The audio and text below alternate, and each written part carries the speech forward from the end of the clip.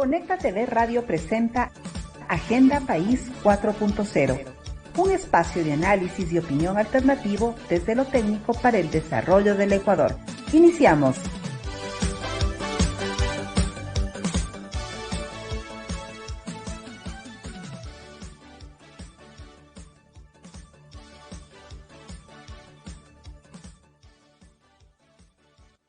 Muy buenas tardes a la audiencia de Conecta TV Radio y Agenda País 4.0. La semana anterior habíamos tratado un tema que es de alto impacto social y de alto impacto cultural para el país, si es visto desde esa perspectiva. Hoy queremos complementarlo con algo que en los últimos años se ha venido tratando y haciendo mucho énfasis en nuestro país, más que todo desde la inversión que desde el Estado se ha hecho, y es en el tema de investigación. El gran eje de ciencia y tecnología que queremos que este país repunte, que este país lo tome, y lo tome muy en serio. Y así lo han hecho ya muchas universidades en el país, desde la formación de sus docentes hasta la implementación de programas de investigación y de la oferta académica también en programas de cuarto nivel en el país. Hoy tenemos invitados a Juan Pablo Suárez, quien fue vicerrector de investigación de la Universidad Técnica Particular de Loja, y hoy es el director del Centro de Transferencia de Tecnología. Juan Pablo luego me va a ratificar el nombre, me va a corregir el nombre. Y Damaris Intriago, quien fue becaria del programa de CENESID, las becas que se implementaron en los últimos años en el país. Eso es lo que queremos tratar hoy en este programa, y esperamos que sea del agrado de ustedes. Así es que bienvenidos a Agenda País 4.0. Vamos a unos comerciales y regresamos. Estamos presentando Agenda País 4.0, una buena decisión técnica detrás de una buena gestión política. Ya regresamos.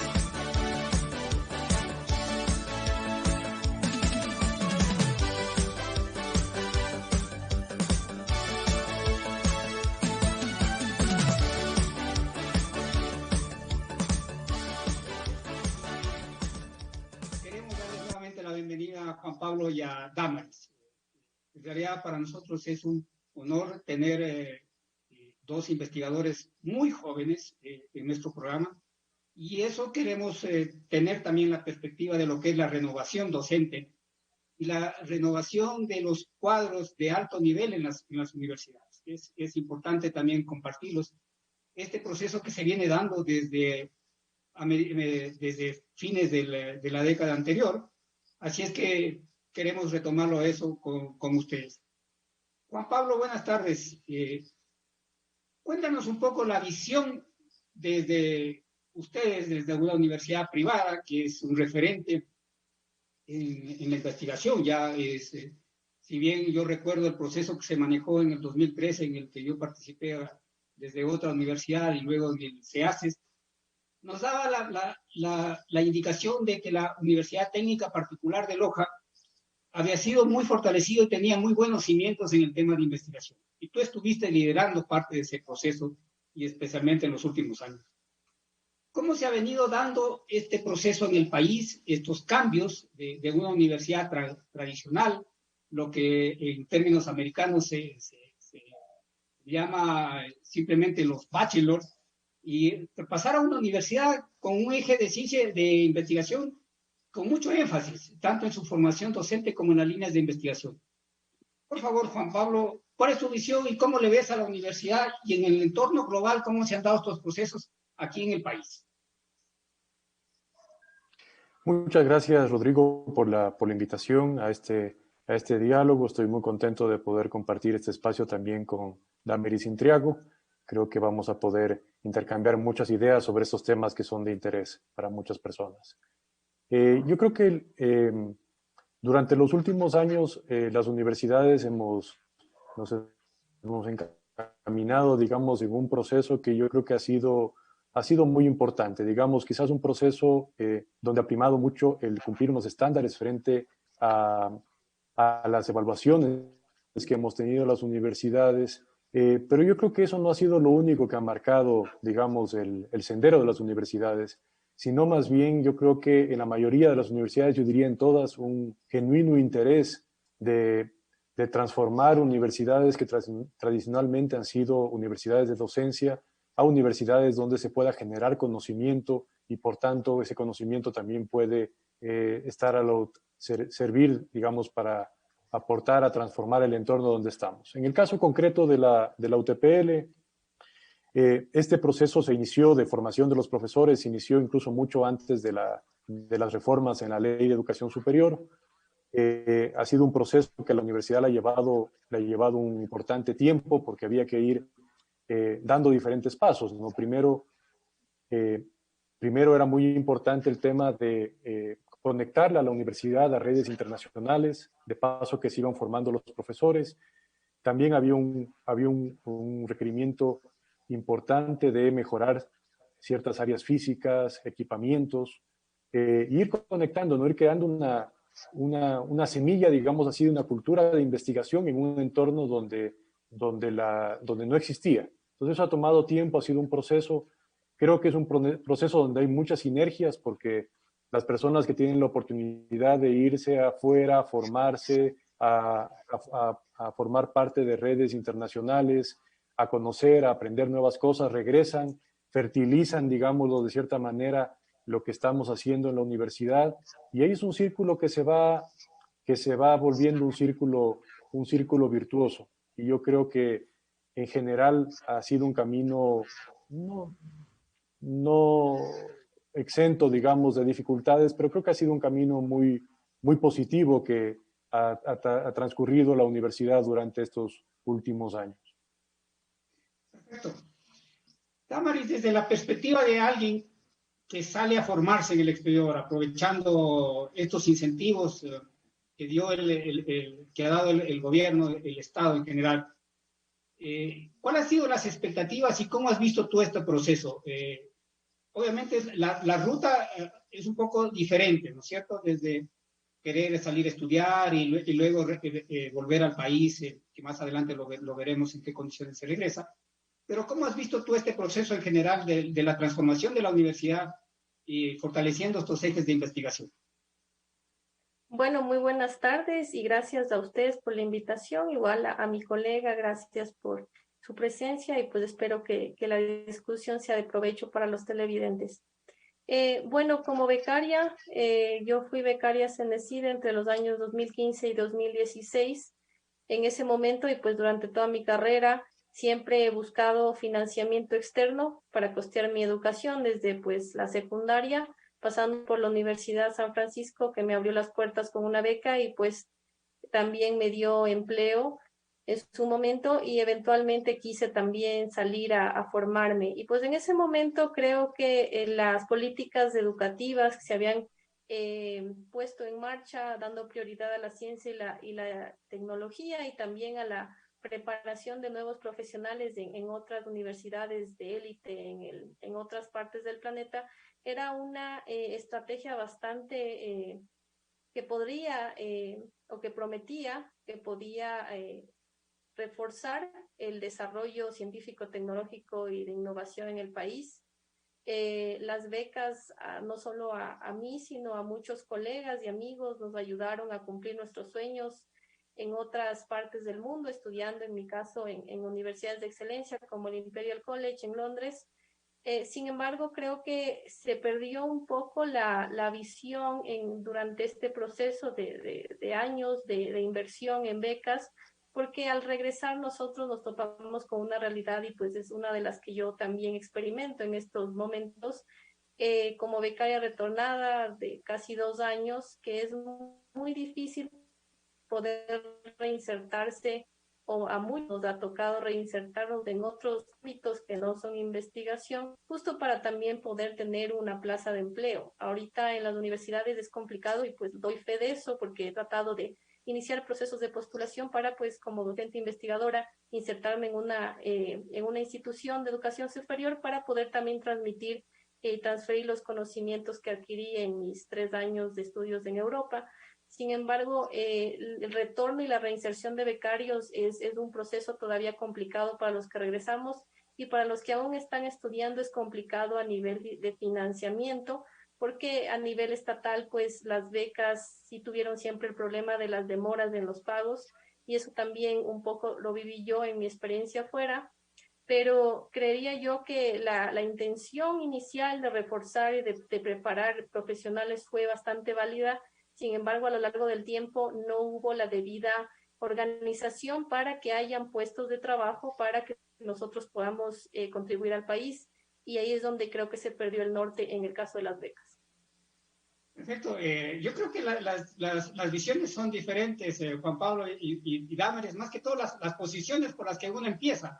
Lo que tú decías, efectivamente, desde la visión de una universidad ya consolidada, como la Universidad Técnica Particular de Loja y muchas otras universidades, con tradición y con experiencia y con estrategias anticipadas, como tú lo decías, es diferente a la posición de lo que alguien sale y con estas expectativas. Ahora bien, Juan Pablo, hay indicadores a nivel internacional que más o menos muestran la pauta por dónde van la ciencia, la tecnología y la investigación en los países. Esos indicadores respecto a los porcentajes de inversión respecto al PIB. Y Ecuador está más o menos en el promedio de Latinoamérica, o sea, 0,44% del PIB. A nivel mundial se dice que estamos en el 2,3%. Brasil, que es el referente a nivel Latinoamérica, es alrededor del 1,63%. En realidad, eso muestra la pauta, porque tengo la sensación que esto, como que nos hemos quedado cortos en el tema de financiamiento de estos programas o de esta transformación que fue impuesta en algún momento por el gobierno, ¿no? ¿Cómo le ves tú en esta parte y en dónde está no solamente la formación, sino también ya la implementación de algunas líneas de investigación en la universidad?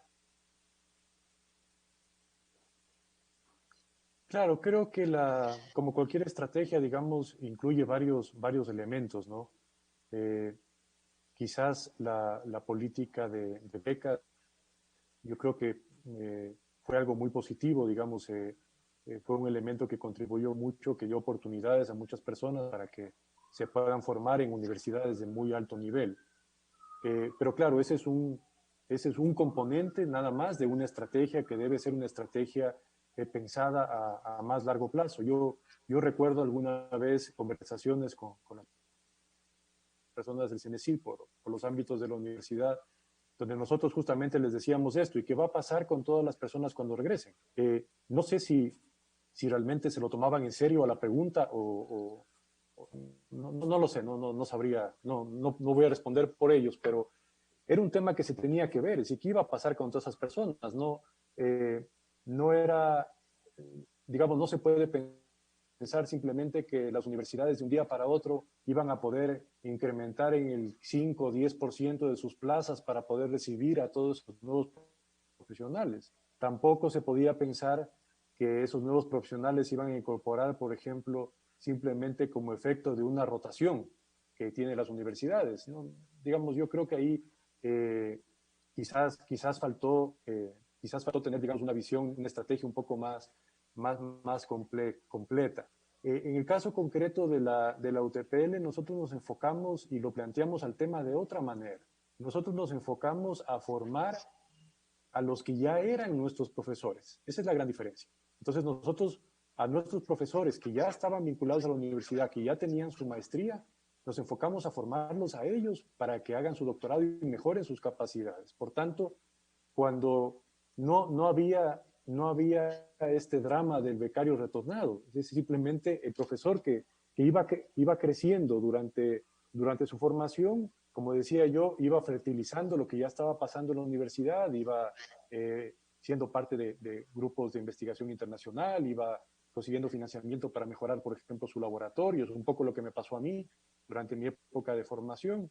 Y entonces, realmente nunca me acuerdo que el rector en su momento, el padre Luis Miguel Romero, decía que la idea era que nunca nos vayamos. Y era así, aunque estábamos en el extranjero, seguíamos conectados a la universidad y a los proyectos de la universidad. Pero bueno, digamos, ese es el caso el caso particular nuestro. Yo creo que también lo que tú comentas, Rodrigo, quizás dentro de la estrategia y mirándolo en el tema global, quizás faltó contemplar el rol que tenía la financiación de la investigación, por ejemplo. Durante estos años, por ejemplo, siempre tuvimos una gran escasez de fondos competitivos, no ha habido realmente una política, digamos, bien establecida, con lineamientos claros para hacer convocatorias de proyectos.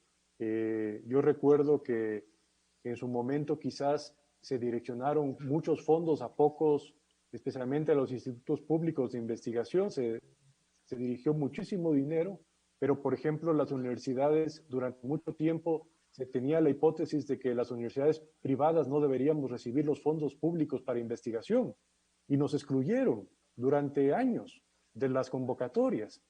Y además, digamos, un tema burocrático también muy complejo. Entonces, salvando unas pocas excepciones de financiamientos que se han podido lograr a través del CENESID, yo debo agradecer, por ejemplo, que nosotros pudimos recibir un financiamiento muy importante dentro de un programa que hicimos binacional con varias universidades alemanas. Pero yo, digamos, salvando desde mi experiencia de ese caso, en general, durante los últimos años no ha existido una política clara de financiamiento que apalanque este esfuerzo. El esfuerzo de las becas es muy bueno, pero solo no alcanza.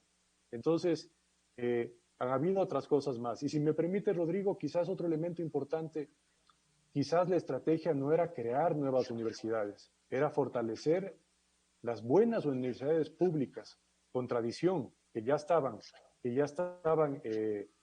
funcionando y que les hubiera venido muy bien unas inversiones para crear nuevos espacios, edificios, implementación de equipamiento especializado. Pero un poco la estrategia fue pensar que todo lo que había no servía y entonces vamos a crear de la nada, en la mitad de la nada, nuevos proyectos. Bueno, esa parte la vivimos, ¿ah? Juan Pablo, la vivimos dentro de las universidades. Y efectivamente creo que se dieron muchos ingentes recursos a la creación de 4 nuevas universidades. 2 de ellas claramente competencia de nuestro ámbito de ciencia y tecnología. Yo creo que aquí estamos en el área de las ciencias biológicas, tanto Damaris como Juan Pablo son de esas áreas y lo pueden decir, pero veíamos el tema de ciencia y tecnología también como algo que era que nos querían apuntalar en el país, las ciencias básicas hablábamos, y ahí fue la creación de Yachay. Yachay se llevó muchos recursos que efectivamente y creíamos que también podrían ser beneficiadas las universidades tradicionales y las públicas con mayor razón. Pero en fin, eso se dio. Tal vez volvemos sobre el tema de la estrategia un poco centrados en Juan Pablo, en este punto. Pero Damaris, tú que has vivido afuera, igual que Juan Pablo, y has tenido la oportunidad de comparar, de seleccionar, digamos así, cuáles serían las temáticas en las que uno hacer una maestría o un doctorado, ¿qué más has visto comparable con nuestro sistema? Eso es importante tenerlo todavía en esta visión un poco macro de lo que está pasando, para luego entrar a las líneas de investigación y a los temas de la universidad como propiamente se. Bueno, en mi caso, yo estudié mi posgrado en el Imperial College de Londres, una de las 10 mejores universidades del mundo, y es una universidad pública. Y realmente es una tradición de muchos años, desde la fundación al inicio de 1900 de la universidad, y pues realmente se ve el poder de la inversión en educación, no solo en infraestructura.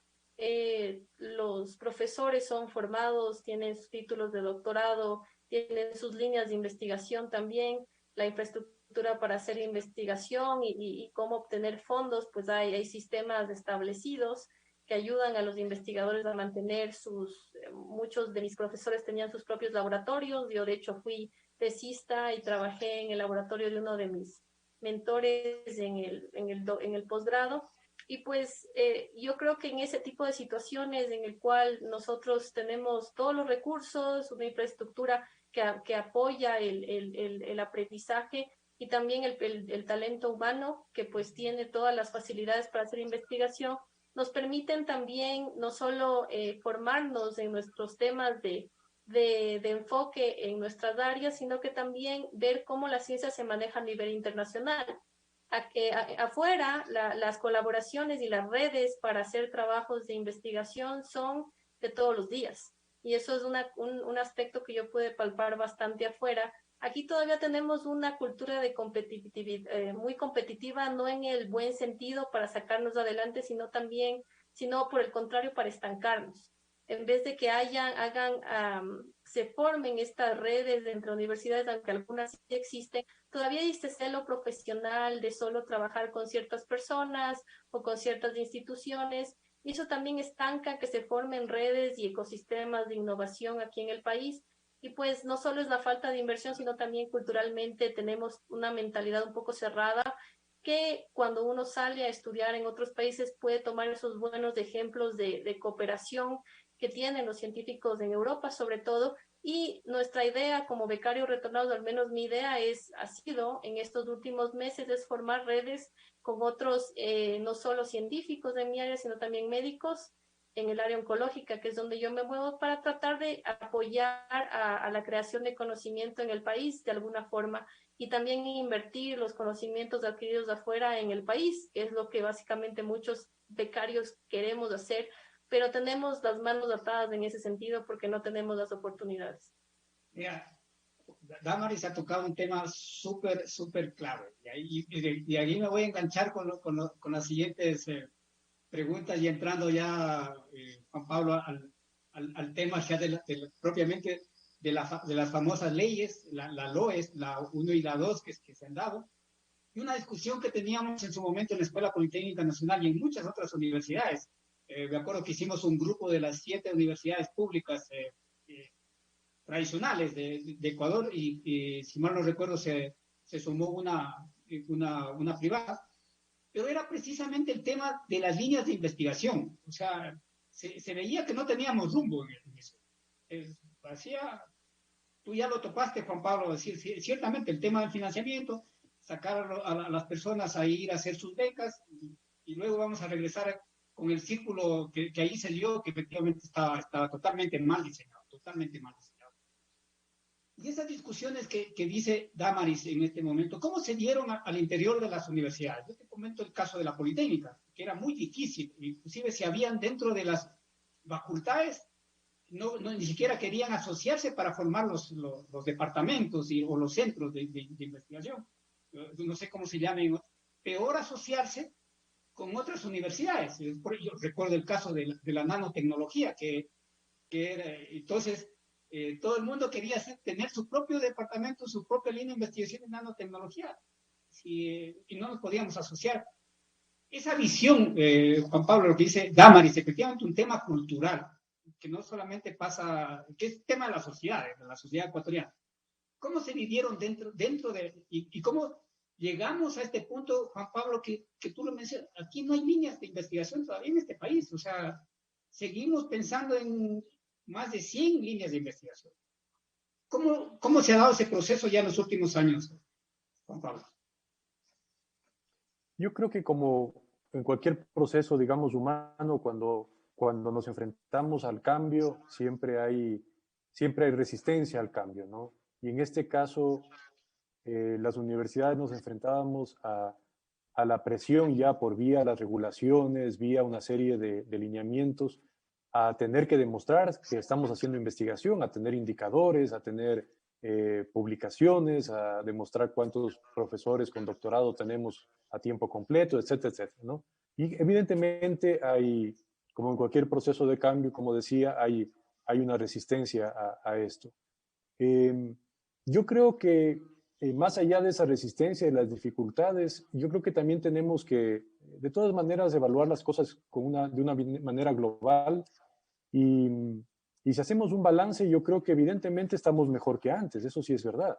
Es decir, aunque la estrategia no ha sido perfecta o no ha sido completa, más que perfecta, la estrategia no ha sido completa, pero evidentemente los elementos que se han aportado sí han ayudado a que en muchos aspectos, no en todos, pero en muchos aspectos estemos mejor que antes. Por ejemplo, un indicador objetivo de esto es la producción científica del Ecuador. La producción científica ha estado creciendo de manera sostenida durante los últimos años. Claro, quizás el 2019 y el 2020 el 2019, por ejemplo, el crecimiento ya no fue tan rápido, porque es normal, digamos, porque, digamos, al principio hubo un crecimiento mucho más acelerado y luego ya tiende más o menos a tomar una tendencia de un crecimiento que ya no va a un ritmo tan grande como al principio. Y bueno, y el 2020, para cualquier indicador que usemos, habrá que ponerle siempre al lado del 2020, habrá que poner un asterisco y para acordarnos lo que el 2020 fue, porque este es un año totalmente atípico, ¿no? Para estudiar la trayectoria de cualquier proceso y cosa, no, y elemento, el 2020 va a ser una excepción. Esperemos que solo sea el 2020 y no el 2021. Y entonces yo creo que, digamos, más allá de las dificultades, el proceso, digamos, y el cambio que ha habido en las universidades durante estos años ha sido en su mayoría muy positivo. Todavía hay esfuerzos por crear la cultura. Yo veo, por ejemplo, que dentro del entorno de las universidades a veces todavía la discusión es, todavía tienes unos pequeños espacios de la universidad donde todavía discuten si es que habrá que hacer el paper o no, que si hacemos la revista propia o la revista tiene que ser una revista indexada internacional, pero ya cada vez menos. O sea, yo creo que vamos entendiendo de que si queremos hacer ciencia, hay que hacer ciencia para el mundo, y por tanto no tenemos por qué, está bien tener revistas de las universidades, las que se puedan tener, pero de todas maneras yo siempre digo, el factor limitante no es la ausencia de revistas, el factor limitante es la ausencia de publicaciones, de papers. Entonces, el problema no es las revistas. Y otro elemento quizás ahí importante que se comentaba es que, aunque no ha alcanzado la madurez que esperaríamos, pero yo creo que se trabaja mucho más en red. Yo, por ejemplo, ahí quiero reconocer, por ejemplo, el rol que tiene el CEDIA. La mayoría de las universidades del Ecuador somos miembros del CEDIA y el CEDIA ha sido un espacio donde a través de sus convocatorias de proyectos, por ejemplo, han promovido mucho el trabajo en red. También hubo otra iniciativa que se llamaba REDU, digo que se llamaba porque creo que está ahora se ha quedado un poquito postergada, que también fue otro espacio importante donde las universidades nos reunimos a discutir problemas, a generar propuestas conjuntas. Entonces yo creo que se va creando poco a poco ese espacio donde va a ser cada vez más fácil poder trabajar de manera conjunta y compartir recursos. Yo creo que también se va entendiendo en el país que para hacer investigación no solamente se requieren los superaparatos. Yo creo que yo he visto en mi corta experiencia como investigador, he visto esfuerzos por comprarse el superaparato.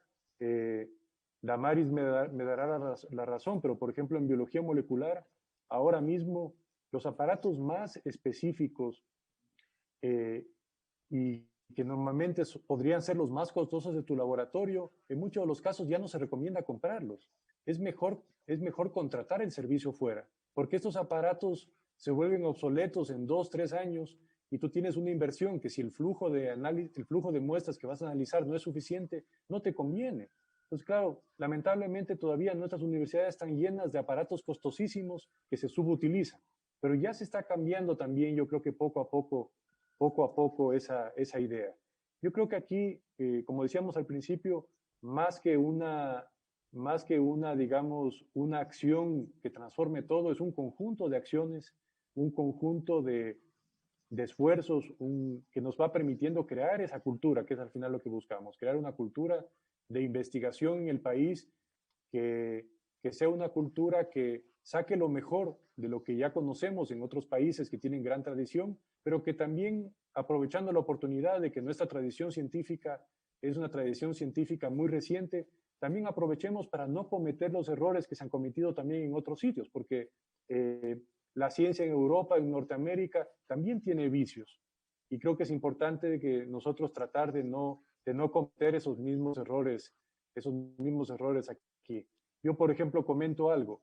El proceso en Estados Unidos de un profesor para lograr su titularidad no sé si debería ser algo tan, el camino debería ser tan tortuoso y complicado, ¿no? Que muchos profesores prácticamente llegan agotados al final del proceso de llegar a su titularidad. Entonces, habrá que mirar, ¿no? Yo creo que hay muchas cosas que aprender, pero también nosotros podemos ir generando también nuestra propia forma de hacer las cosas en los temas que sea conveniente. Perfecto, Juan Pablo.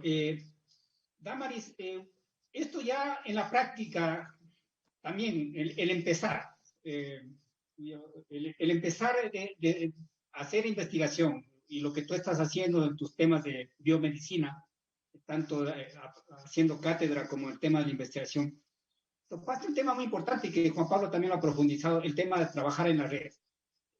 Yo recuerdo ese caso, a nosotros nos sorprendió muchísimo porque la Universidad de San Francisco tenía un alto índice de publicaciones en su momento, en el año 2003, y es precisamente porque ya empezaron a trabajar en red.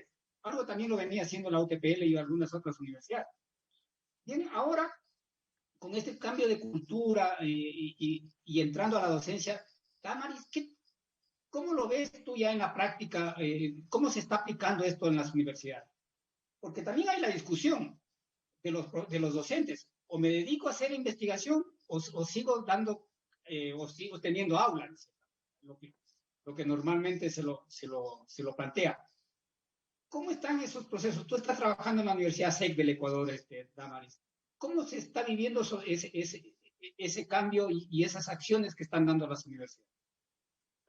Bueno, yo puedo hablar de ambos escenarios. Puedo hablar del tiempo en que fui docente de la Universidad de San Francisco y también ahora en este momento. Yo creo que una de las ventajas que teníamos, bueno, éramos una universidad privada y también teníamos nuestro modo interno de financiamiento. Había un programa que todavía existe, que son los Chancellor Grants, en los cuales los docentes podían aplicar a financiamiento de el canciller de la universidad, se hacía una revisión de las propuestas y se daba financiamiento. De hecho, mi tesis de pregrado, parte del financiamiento vino de un Chancellor Grant para estudiar en la Universidad de Capulí. Y por otro lado, los profesores de la universidad, muchos son formados de afuera y pues tenían ya sus redes que provenían de las universidades donde se habían formado. Por ejemplo, el que fue presidente, Santiago Gangotena, por muchos años de la universidad, él se graduó en la Universidad de Carolina del Norte en Chapel Hill y hay una fuerte sinergia entre esa universidad y la Universidad de San Francisco, a tal punto de que muchos colegas han ido a la universidad a hacer sus doctorados, también ha habido de otras universidades, no solo de Carolina del Norte, sino de otras universidades estadounidenses, y yo he visto investigadores extranjeros venir a nuestros laboratorios a contribuir también en proyectos de investigación. Y hay una cultura, porque pues en general nuestra formación fue mucho en el aspecto de las artes liberales, no solo aprender un tema que es nuestra especialidad, sino aprender de muchos otros temas. Y teníamos un currículum paralelo, no solo el que yo tenía biología, sino también un currículum donde aprendí hasta cocina, joyería, sociales, literatura. Entonces teníamos una formación bastante completa y ya podíamos ver el mundo en una visión 3D desde el inicio, desde que éramos estudiantes. Y veíamos también el ejemplo de cooperación de nuestros docentes y de nuestros profesores con personal de investigación extranjero. En mi caso, en la Universidad Internacional SEC, bueno, como lo dice su nombre, en nuestra facultad la mayoría de investigadores son extranjeros. Y es una cultura a la cual yo me he acoplado bastante bien. Tengo compañeros que son venezolanos y también españoles y tienen justo esta visión que yo la vi en Inglaterra y en Alemania de el armar colaboraciones y trabajar muy bien entre nosotros. Es un ambiente bastante tranquilo y bastante sano para trabajar como docentes. Yo estoy a tiempo parcial en la maestría en biomedicina, no soy docente investigador porque, bueno, pues por la situación actual que pasamos es complicado que me puedan contratar. Sin embargo, pues estoy en contacto con mis colegas y podría decir que el ambiente es mucho más similar al que yo experimenté en Londres y en Heidelberg, en Alemania. porque es justo esta mentalidad de no hay egos, ¿no? Para trabajar, y la idea es sacar un buen producto para el bien común y para el avance de la ciencia. Entonces, eso en este caso es, al menos en el ejemplo de la San Francisco, que tenía mucho roce internacional, y pues ahora en la Universidad SEC, al menos por mi parte, creo que he seguido en la misma línea, no solo en formarme en una universidad que me abrió esa posibilidad de ver el mundo de una forma más completa desde que era estudiante de licenciatura en biología, sino que también ahora de alguna forma he tenido la oportunidad de seguir trabajando en ambientes en los cuales puedo tener esa mentalidad internacional que deberíamos reforzar como país, ya sea que pues nuestra cultura se transforme por la llegada de nuevas profesionales que vienen después de hacer sus posgrados y doctorados, pero sí deberíamos tomar ese buen ejemplo. No todo lo que vemos de afuera necesariamente es perfecto, pero esos son buenos ejemplos que mantienen también la investigación y el flujo de fondos para las instituciones cuando realmente ponen a la ciencia como en el pedestal que debería estar como prioridad. Perfecto, Damaris. Cada vez se va volviendo más interesante. Juan Pablo, este proceso de la universidad, de cierta manera, volverse una universidad de solamente docencia a la universidad de investigación, y veíamos algunos factores ahí que se tenían que conjugar. Tú lo mencionas muy bien, pero siempre hay la mención, Juan Pablo, y no sé si ahí estamos también cayendo en los vicios, no solamente de la ley, sino también de dentro de las universidades. Es que no precisamente todos los docentes iban a pasarse a ser investigadores, tema uno. Tema dos es que también tienen que compartir horas de clase, horas de aula, y ahí habían las limitaciones de horas de preparación de clase y todos esos que son reglamentados, porque la universidad es muy reglamentada. Finalmente, algo que yo siempre me llamaba mucho la atención en este proceso de transición es cuál debe ser el perfil del investigador. Y ahí veníamos a algo, es decir, el investigador tiene que ser un emprendedor, primero para imaginarse cómo van a ser sus proyectos y luego para conseguir el financiamiento. Y también para estas redes colaborativas que, como ya decíamos, al menos en las universidades públicas, era muy acotado el tema, no había tanta flexibilidad. Yo creo que en ese momento tal vez sí hubo un cambio generacional en algunas universidades. Fue para bien. También viéndole desde el punto de vista de dar oportunidades a esta nueva generación, a esta nueva visión. ¿Cómo está ahora ya el ambiente, Juan Pablo, ya en aula, digamos así, dentro del estamento docente y de investigadores en las universidades? Como decía hace un momento, digamos, al tratarse de un proceso de cambio, siempre va a haber resistencia, ¿no? Me parece interesante lo que tú decías. Hay que definir exactamente qué perfil queremos que tenga ese docente universitario, y luego de definir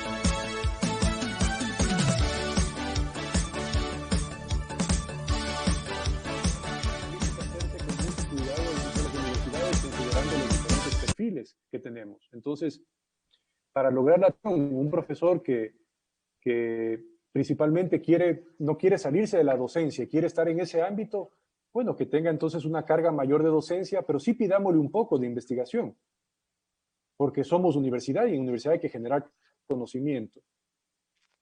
Y en el profesor más interesado en la investigación, pues démosle más tiempo para la investigación, pero pongámosle también unas horas de docencia que no le impidan desarrollar sus proyectos, sus trabajos y cosas, pero es importante que esté en contacto con los estudiantes para que no pierda también ese contacto con la realidad y que la universidad también no pierda su razón de ser, ¿no? Sin el estudiante como centro de la universidad pierde un poco de sentido, ¿no? La universidad no es un instituto de investigaciones, es una universidad y por tanto el estudiante está en el centro.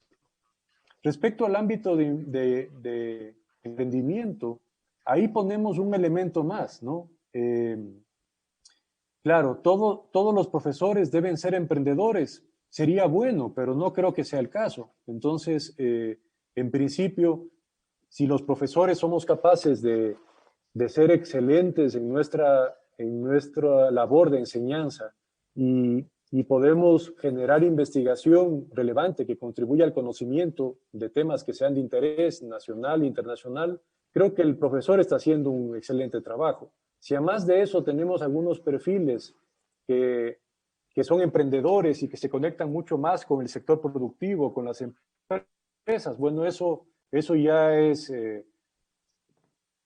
un perfil que buscamos, un perfil deseado, pero seguramente no serán todos los casos. Yo creo que todo esto pasa por un proceso en el cual tenemos que ir cambiando un poco la mentalidad, ¿no es cierto?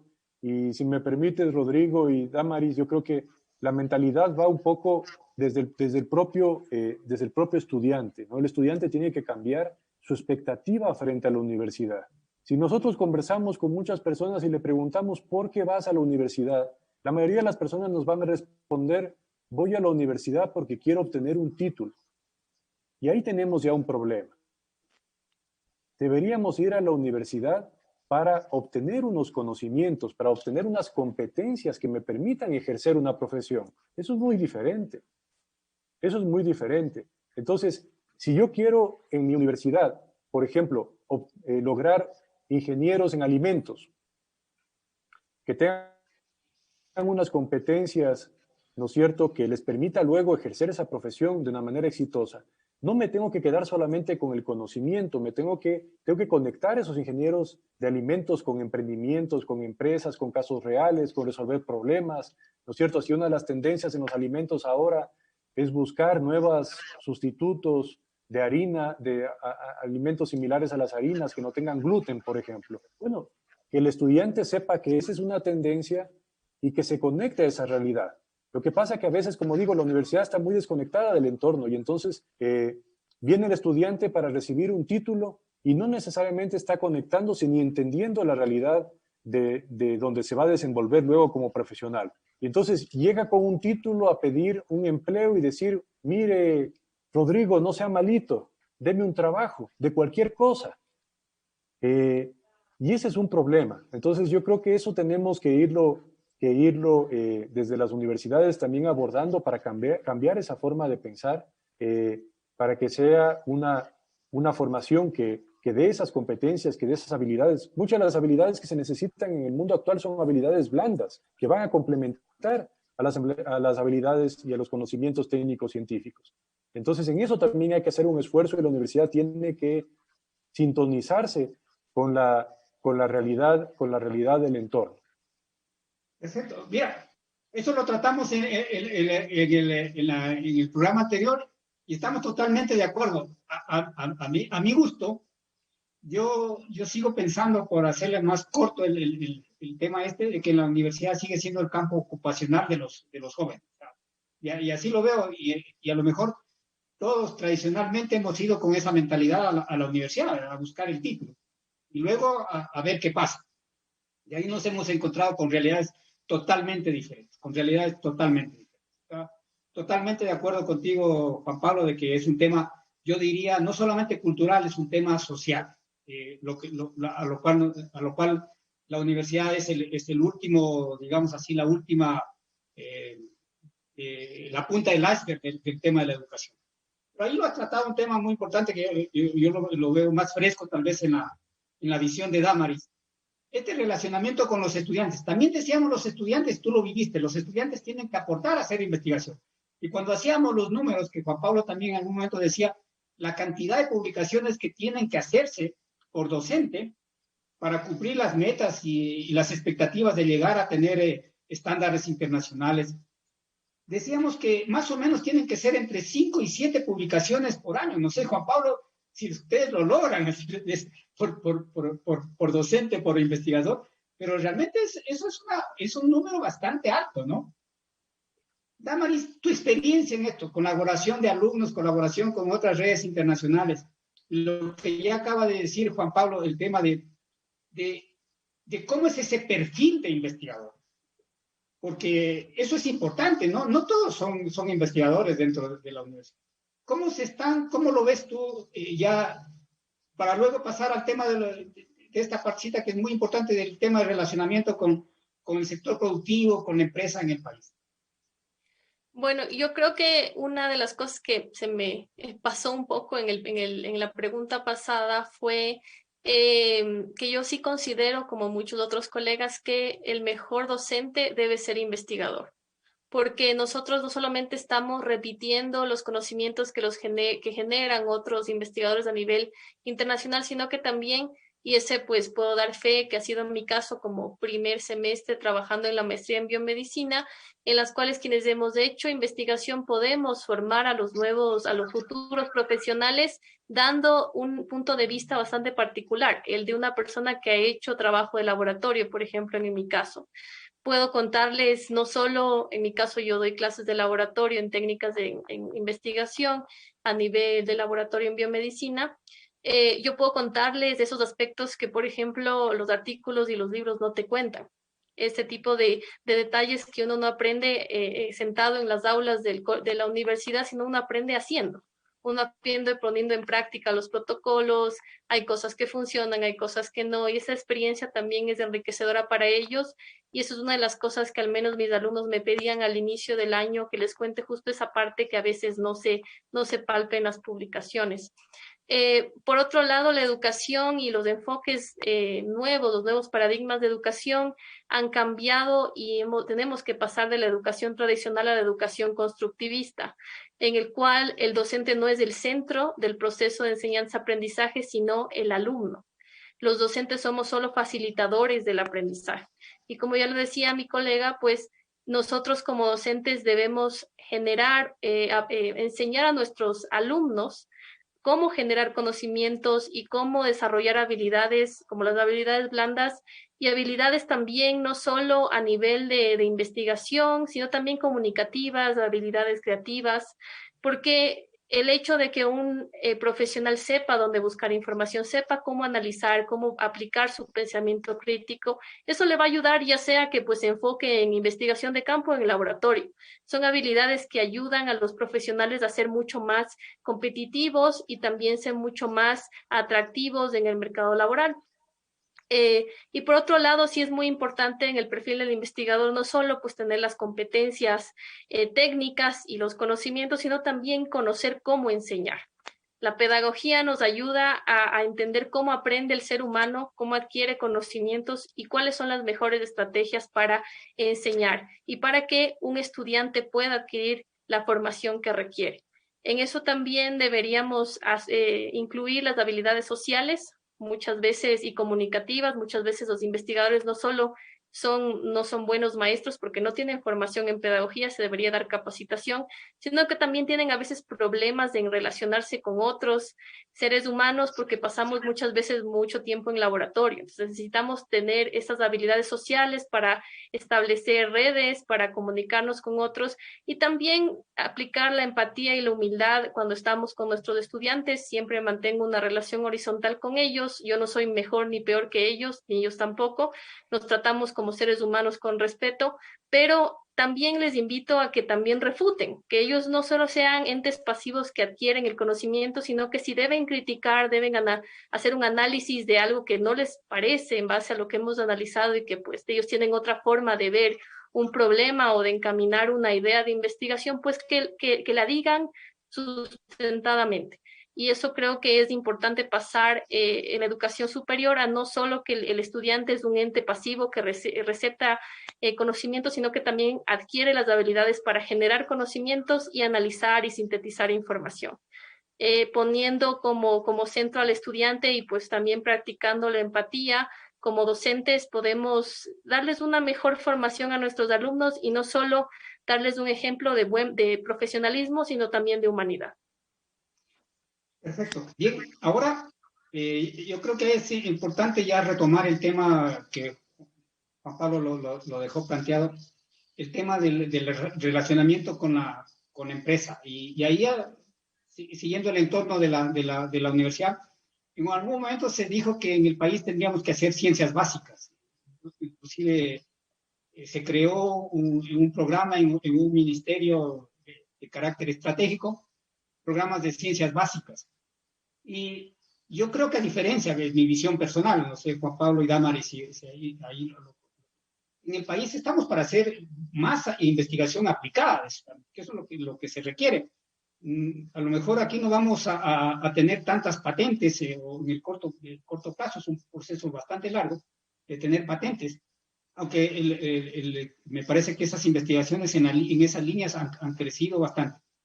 Juan Pablo, la experiencia del relacionamiento con la empresa, desde la investigación, ¿cómo se van dando y cómo se van mejorando ya ese tipo de acciones que ni siquiera yo creo que son más tanto como estrategias, sino también son parte de acciones ya muy específicas?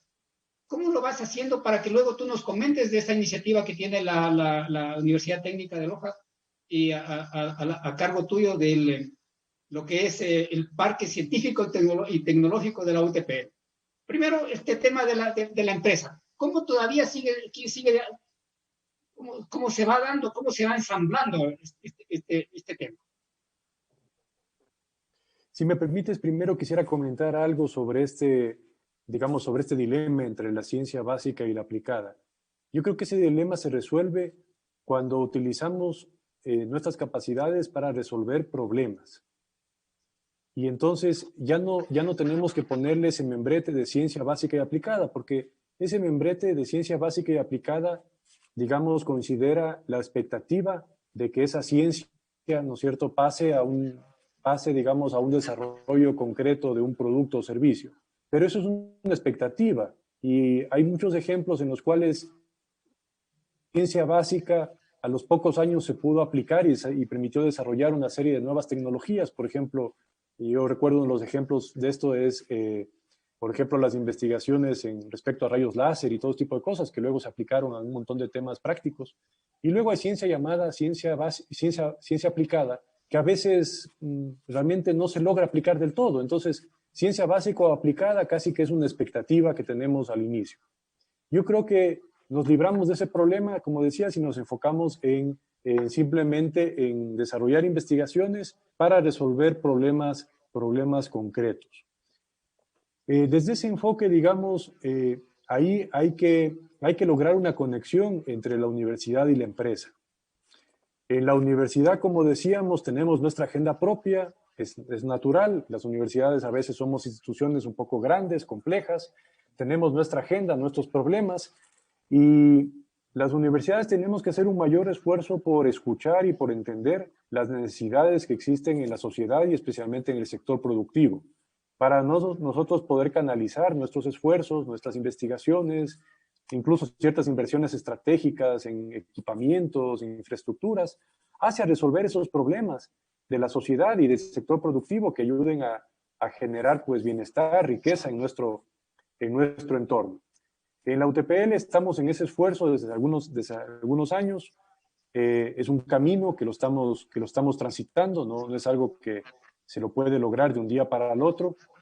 Sin embargo, tenemos resultados muy interesantes y como tú comentabas, quizás digamos, el esfuerzo más claro que podemos ver ahí de la universidad en ir en esta dirección es la creación del Parque Científico y Tecnológico.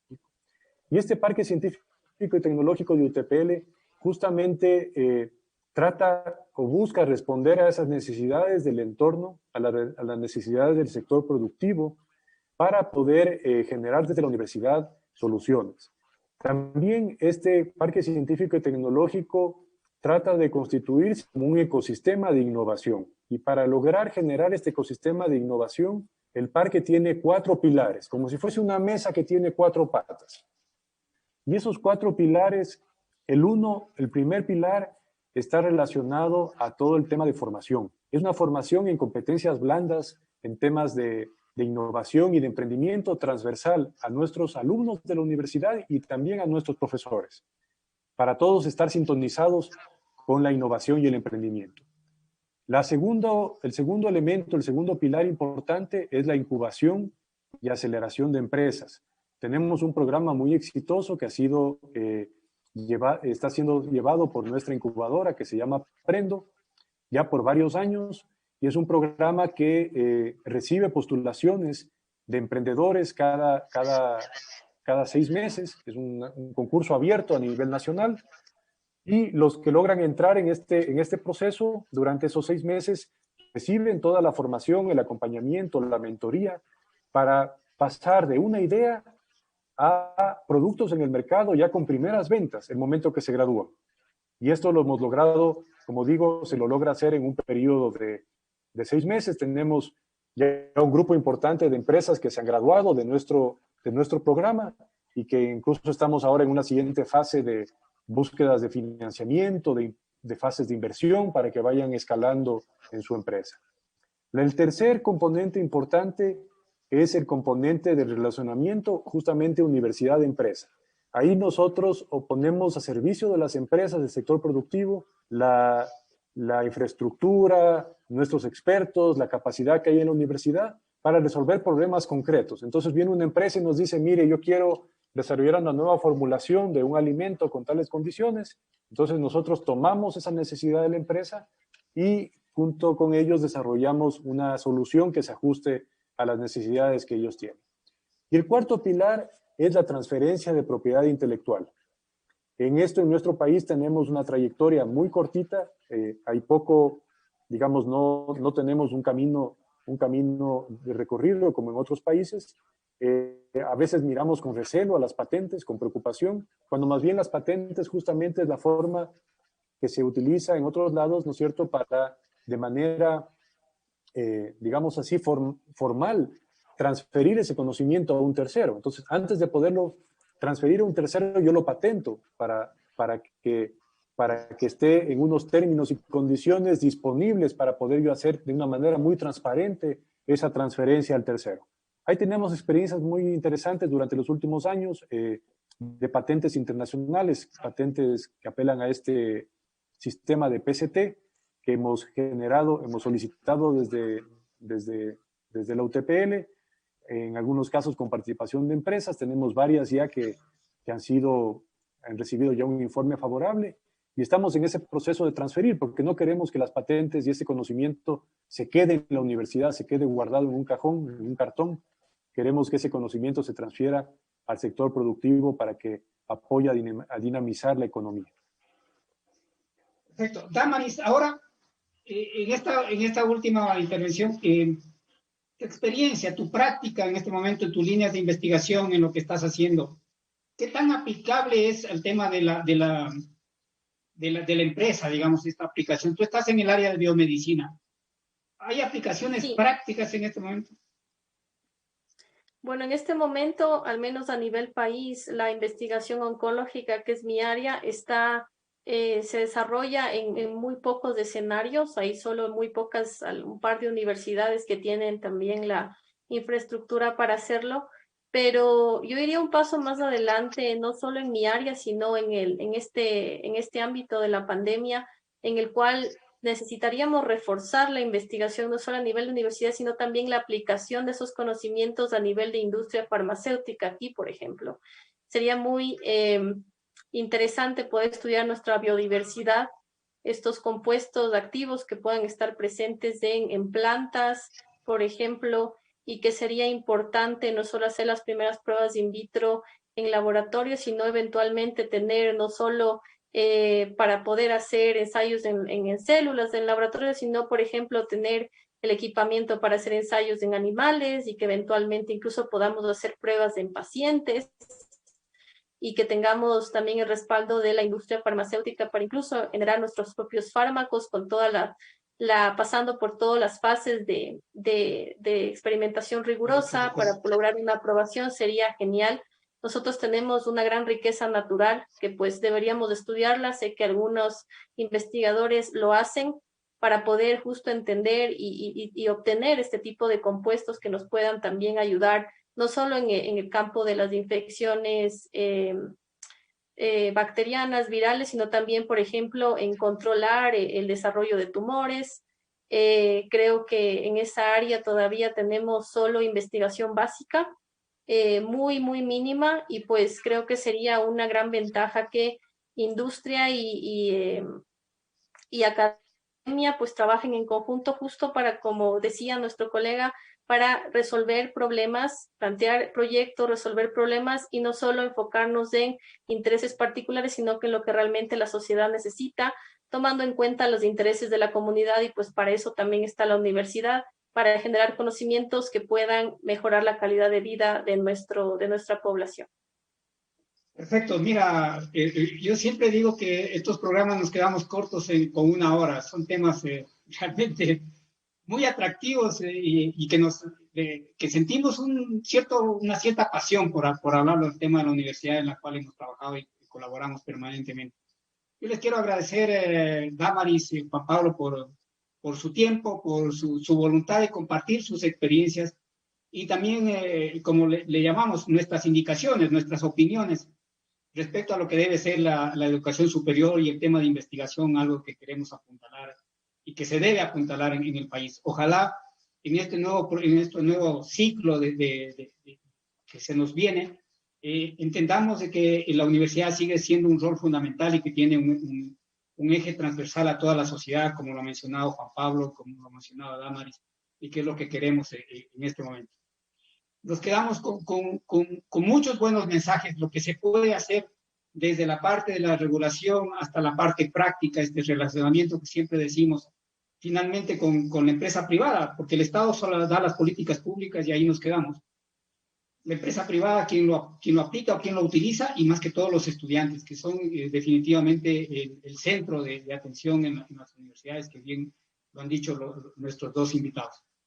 Les invitamos cordialmente para el próximo programa, a ver si nos animamos a hacer algo más sobre educación superior, o si no, ya entramos a un tema que creo que se nos viene encima y que nadie lo está mencionando en este momento, que es el tema de la transformación o cultura digital a la cual también nos enfrentamos y que es parte también de lo que se debe tratar en las universidades. Muchas gracias y será hasta la próxima semana. Agenda País 4.0. Conecta de Radio presentó Agenda País 4.0. Gracias por sintonizarnos y hasta la próxima edición.